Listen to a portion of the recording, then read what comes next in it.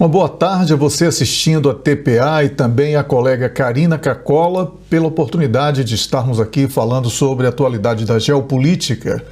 E hoje eu gostaria de iniciar o meu comentário falando sobre o término da visita de Vladimir Putin à China, que foi um evento que acabou por reacender o debate sobre o peso da aliança entre Rússia e China na arquitetura internacional.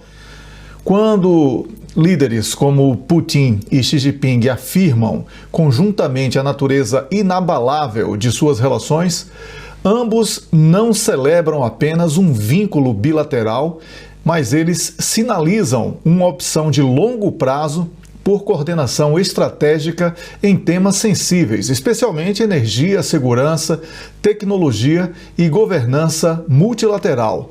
Mas o que isso significa na prática?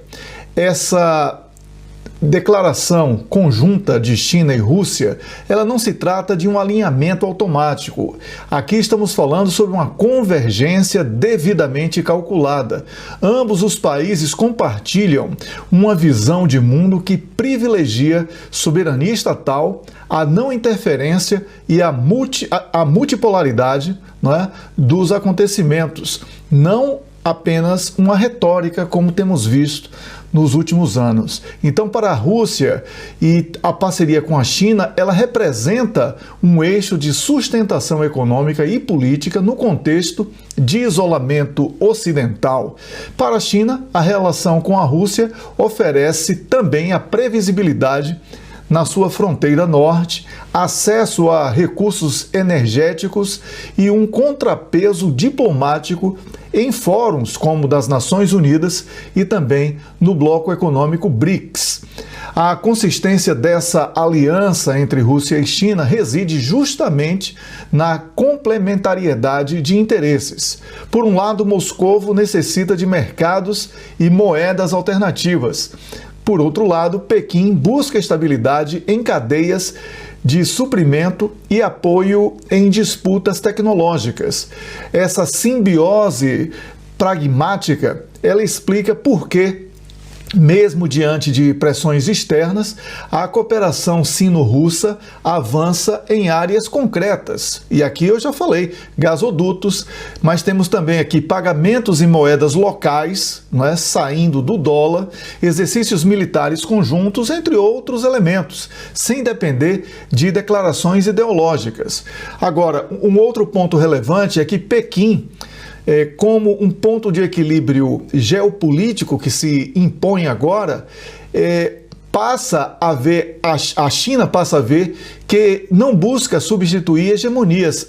A China busca evitar que qualquer hegemonia condicione suas opções de desenvolvimento. Então, nesse sentido, atua como uma espécie de ponto de equilíbrio ao manter canais abertos com múltiplos atores, inclusive com Washington, como demonstrado nos recentes encontros entre Xi Jinping e Donald Trump da semana passada.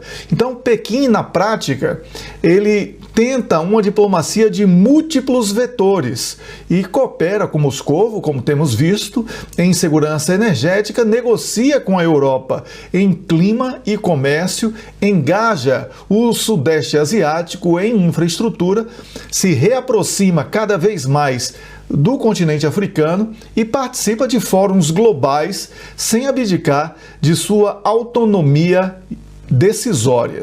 Então, nesse equilíbrio, nós temos aqui algo que não é neutro, é algo extremamente estratégico e, ao evitar alinhamentos rígidos, a China preserva margem de manobra para defender seus interesses nacionais sem se tornar refém de dinâmicas alheias. Então, são muitos os fatores que unem China e Rússia. Obviamente que existem divergências entre os países, especialmente na questão nuclear, já que a China discorda de participar de uma coligação com os Estados Unidos e com a Rússia, em que a China possui muito menos armas nucleares do que esses dois países, como já falamos aqui em outros momentos. Então, vamos aguardar para ver como esta parceria China e Rússia ela vai sendo fortalecida. Outro ponto relevante é a guerra no Médio Oriente. Nós temos que fazer aqui uma análise sobre a denúncia da ONU de tortura de palestinianos. Aqui é algo relevante que precisamos ter muita atenção. A relatora especial francesa Albanese, ela documentou que a tortura se tornou doutrina de Estado em Israel, com mais de 18.500 detidos desde outubro de 2023, incluindo crianças, e quase uma centena de mortes sob custódia.